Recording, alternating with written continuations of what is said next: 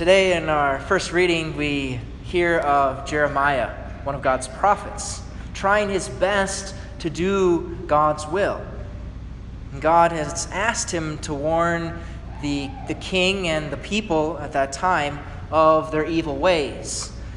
They must repent, change what they've been doing. Otherwise, it's going to lead to their destruction by their enemies. But instead of listening, the people get very mad at Jeremiah. In a sense, how dare you judge us? No, you don't really want our good. You want us to get destroyed. And so he ends up getting beaten and imprisoned. And after he's released from that, then in the reading that we had today, he's thrown into a muddy well where they expect him to starve to death. But fortunately, he's drawn out of that too. But his whole life of service to God really is that over and over again. This violent opposition to the message that God has called Jeremiah to give. And Jesus in the gospel affirms this kind of conflict that we will see between good and evil. Jesus himself knows very well, because just like Jeremiah, Jesus was imprisoned and beaten and sentenced to death. He says in the gospel, "Do you think that I've come to establish peace on earth? No, I tell you, but rather division." Now, that probably sounds a bit surprising, because isn't being a Christian all about being peaceful? Like trying to bring peace among one another, loving our enemies? And that's true. That's exactly right. But what Jesus is saying is that we can't remain indifferent when it comes to sin. We can't make peace with evil. Because if we're truly following God, then we'll find those times. They'll come to us when we discover the world hates us. The temptation can be at times to water down the faith, to ignore difficult teachings, to not hold each other up to the pretty high standard that Jesus gives us. We're told sometimes that as Christians, we ought to be tolerant and loving and accepting and non-judgmental about every single view that's out there, every single action, every single choice that others make, regardless of whether it's good for them or not, of whether it is in accordance with God. But if we have the courage of Jeremiah to defend the faith, to uphold God's standards rather than the world's, then we may find ourselves at times called names. To be hateful, bigot, racist, whatever kind of phobic against others. The world seems, especially today, difficult to understand what I think every parent knows, especially when it comes to your children, that sometimes you have to correct or discipline. That when you say no, you're not being hateful toward them. That when you can't support every choice someone makes, that it doesn't make you a mean mom or a mean dad. But really, it's a sign of love for the other person. When we call them to something better, to what God has truly made them for. Now, Jesus continues in the gospel. He says, "From now on, a household of 5 will be divided. 3 against 2 and 2 against 3. A father will be divided against son, and son against father, mother against daughter, daughter against mother, mother-in-law against daughter-in-law, and so forth." And Jesus recognizes that because we're absolutely free to follow him or not, that even within families that can occur, where some will choose him and others will have their own choices.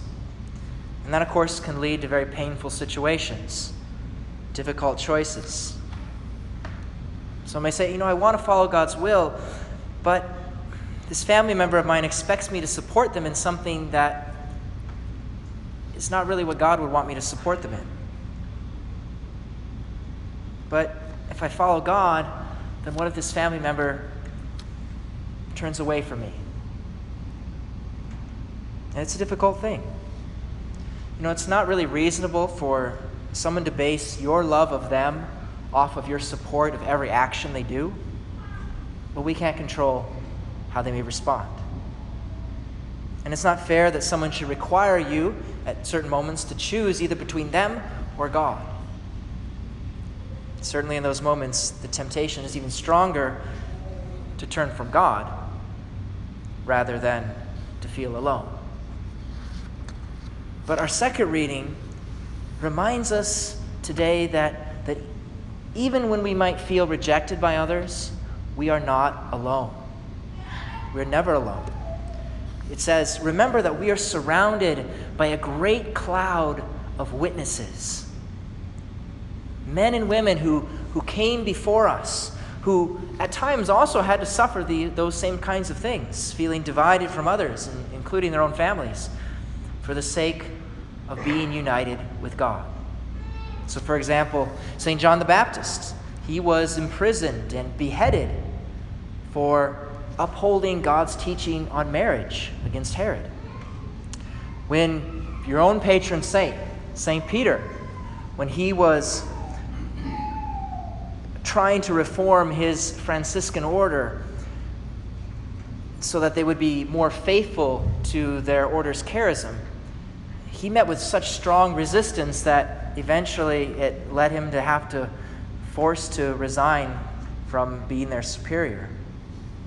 And when St. Theresa of Avila began experiencing her visions and unions with Jesus, there was a lot of hostility and gossip about her.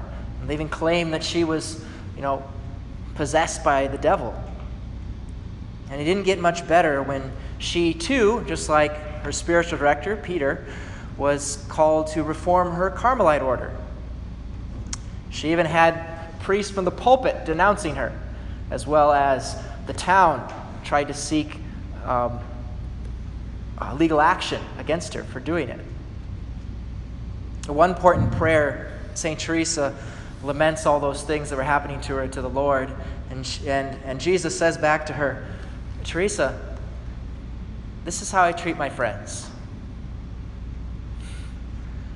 And Teresa replied, no wonder you have so few.